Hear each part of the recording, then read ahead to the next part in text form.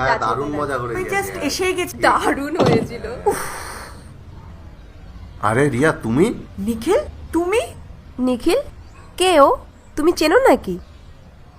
আরে ও হলো আমার। হাই, আমি রিয়া, নিখিলের কলেজ মেট।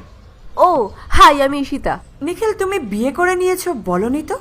আরে না না রিয়া, আমি নিখিলের ওয়াইফ না, ওর গার্লফ্রেন্ড। আমরা এখনো বিয়ে করিনি, তবে খুব তাড়াতাড়ি বিয়ে করে নেব। ও, তোমাদের সম্পর্ক তো তাহলে অনেক দূর এগিয়ে গেছে। আরে নিখিল, রিয়ার সাথে তোমার কতদিন পরে দেখা, চলো না আমরা কোথাও গিয়ে একটু গল্প করি, কি বলো তুমি? আর তাছাড়াও রিয়ার থেকে তোমার কলেজের সিক্রেটস গুলো তো জানতে হবে। চলো তো রিয়া, তুমি আমার সাথে চলো। আরে তোমরা শোনো আমার কথা।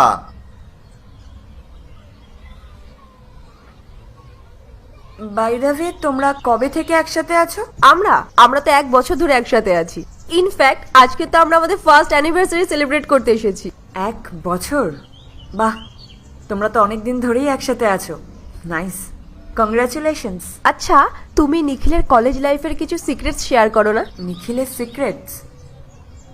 এখন তো অনেকটা সময় পেরিয়ে গেছে, আর আমার তো মনে হয় না আমি নিখিলকে ঠিকভাবে চিনি বলে। নিখিল, তুমি তোমার ফ্রেন্ডের সাথে কথা বলছো না কেন? আমার তো মনে হচ্ছে রিয়া আমারই বেস্ট ফ্রেন্ড। আরে না না, আমি বলছি তো।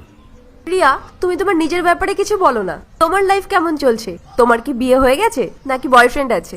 আমার আমার বিয়ে হয়ে গেছে, আবার বলতে পারো হয়ওনি। মানে? মানে আমার যে হাজবেন্ড ছিল সে আমাকে চিট করেছে। আমাকে বিয়ে করার পরও অন্য মেয়েকে সে ভালোবাসতো, তাই আমাদের ডিভোর্স হয়ে যাচ্ছে। ও সরি রিয়া, আমি না এটা জানতাম না। নিখিল, তুমি জানতে? তবে রিয়া, তুমি না একদম চিন্তা করো না, তুমি যা সিদ্ধান্ত নিয়েছো একদম ঠিক নিয়েছো।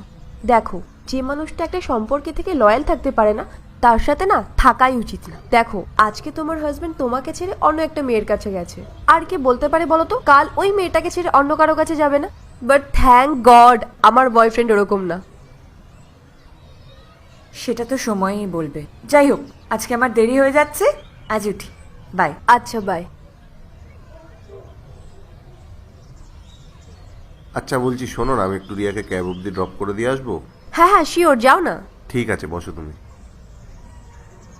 রিয়া, রিয়া একটু শোনো please. I am sorry Riya, আমি খুব বড় ভুল করেছি। আমি জানি না কি করে আমি ওর চক্করে পড়ে গেলাম, কিন্তু আমি আমার এই ভুলটাকে ঠিক করতে চাই। আমি এখনই ওকে ছেড়ে দেবো, আমি তোমার কাছে চলে আসবো, আর তোমার সাথেই থাকবো। প্লিজ আমাকে ক্ষমা করে দাও রিয়া, প্লিজ। নিখিল, অনেক লেট হয়ে গেছে। আমার যা ডিসিশন